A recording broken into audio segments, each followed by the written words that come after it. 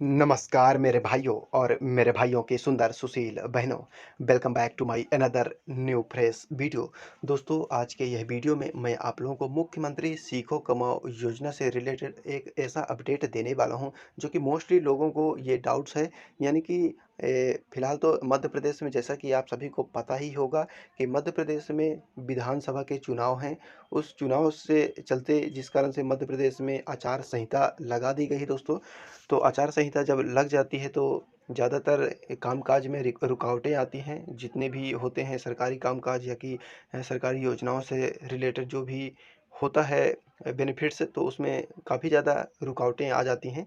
तो जिस कारण से यह वीडियो आप लोगों के लिए है। आप लोगों के सभी सवालों के जवाब देने का पूरा पूरा प्रयास किया जाएगा कि आखिर ये एमपी में आचार संहिता लागू कर दी गई है, तो आखिर ये एमपी में आचार संहिता कब हटेगी और क्या आचार संहिता के, यानी कि लागू है आचार संहिता, तो आचार संहिता के बीच में यदि आपका फॉर्म इंटरव्यू के लिए अभी शॉर्ट लिस्ट नहीं किया गया है, यानी कि आपका जो है सीखो कमाओ योजना का फॉर्म अभी भी पेंडिंग दर्शा रहा है, तो पेंडिंग का क्या प्रॉब्लम सॉल्व हो पाएगा इस आचार संहिता में? आपको इंटरव्यू के लिए शॉर्ट लिस्ट कर दिया जाएगा या नहीं? तो सारे डाउट्स आपके इस वीडियो में क्लियर कर दूंगा। तो चलिए दोस्तों, शुरू से शुरू करते हैं आज की इस बकचोदी को। सर्वप्रथम तो आप लोगों को मैं बता देता हूँ कि जैसा कि मुख्यमंत्री सीखो कमाओ योजना जो है, तो ये योजना बहुत ही फ्लॉप चल रही है। यानी कि इस योजना की कोई सफलता नहीं है और एकदम से फ्लॉप हो चुकी है। जिस प्रकार कोई मूवी फ्लॉप हो जाती है, रिलीज होने के 2 से 3 दिन के अंदर ही पता चल जाता है कि ये मूवी फ्लॉप होगी या सुपर हिट होगी, तो ये योजना भी मध्य प्रदेश में एकदम से फ्लॉप हो चुकी है। और मामा हमको लगातार मामू बनाते नजर आ रहे हैं। जैसा कि आप सभी को पता ही होगा कि ये हमको चुनावी लॉलीपॉप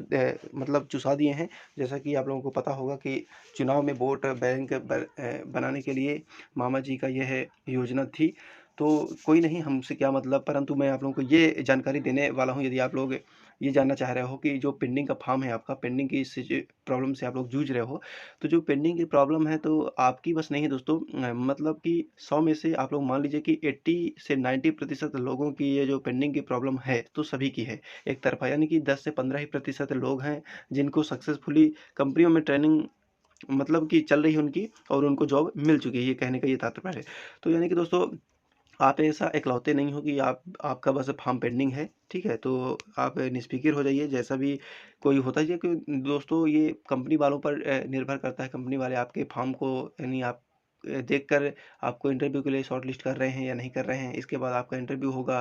इंटरव्यू होने के बाद इंटरव्यू में पास हो जाते हो तो आपको कंपनी में ट्रेनिंग के लिए रखा जाएगा। तो ये बात की प्रोसेस होती है जब आपका फॉर्म इंटरव्यू के लिए शॉर्टलिस्ट किया जाएगा।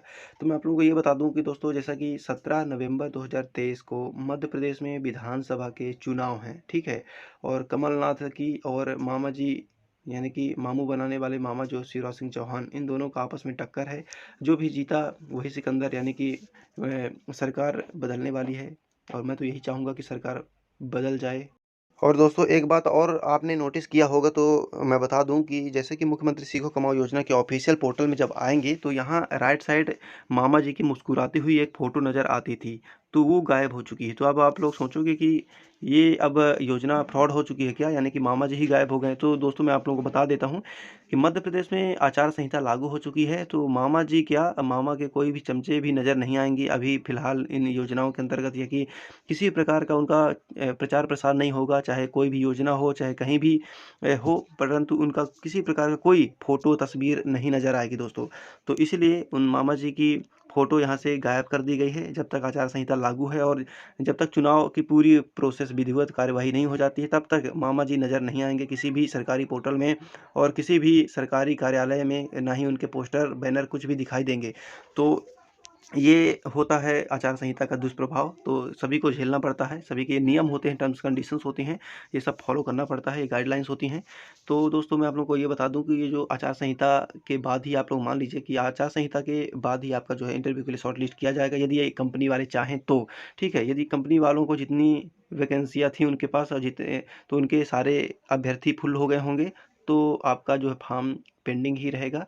और यदि उनके पास रिक्त सीटें बची होंगी अभी कंपनियों में, तो आपको इंटरव्यू के लिए बुलाया जाएगा, विधिवत आपका नाम आएगा, इंटरव्यू भी होगा आपका। इसके बाद ही आगे आपको ट्रेनिंग के लिए बुलाया जाएगा। तो फिलहाल तो यही है कि बहुत से लोग कमेंट्स करके ये पूछ रहे थे आखिर एमपी में जो आचार संहिता है ये कब खत्म होगी? तो मैं आप लोगों को बता देता हूँ दोस्तों, जैसा कि 17 नवंबर से तो चुनाव ही हैं। चुनाव मध्य प्रदेश में पूरा एक चरण में होगा। एक चरण का मतलब है पूरे मध्य प्रदेश में एक साथ जैसे कि एक सिंगल क्लिक में मामा जी बहनों के खाते में पैसा डालते हैं सिंगल क्लिक में, इसी प्रकार एक सिंगल पहले चरण में ही चुनाव संपन्न हो जाएंगे, यानी कि एक ही दिन में संपन्न हो जाएंगे पूरे मध्य प्रदेश में चुनाव। चुनाव खत्म होने के बाद यानी कि नवंबर में चुनाव, तो 5 दिसंबर को शायद तकरीबन 5 दिसंबर को चुनाव की वोटिंग है, वोटिंग की गिनती होगी, तो गिनती होगी तो गिनती के बाद परिणाम आएगा।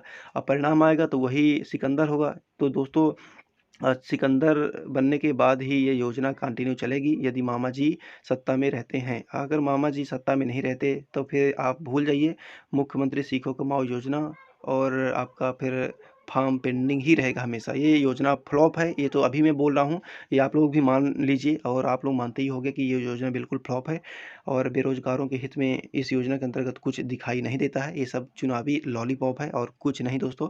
और बस मैं आप लोगों को ये बता देता हूँ कि इस योजना के चक्कर में मत रहिए, और चुनाव के बाद ही यानी कि 5 दिसंबर, यानी कि आप मान लीजिए कि अगले साल 2024 से ही इस योजना के अंतर्गत आगे की एक्टिविटी यानी कि आगे की प्रोसेस चालू होगी, यानी कि इंटरव्यू लेना प्रारंभ होगा कंपनियों की तरफ से।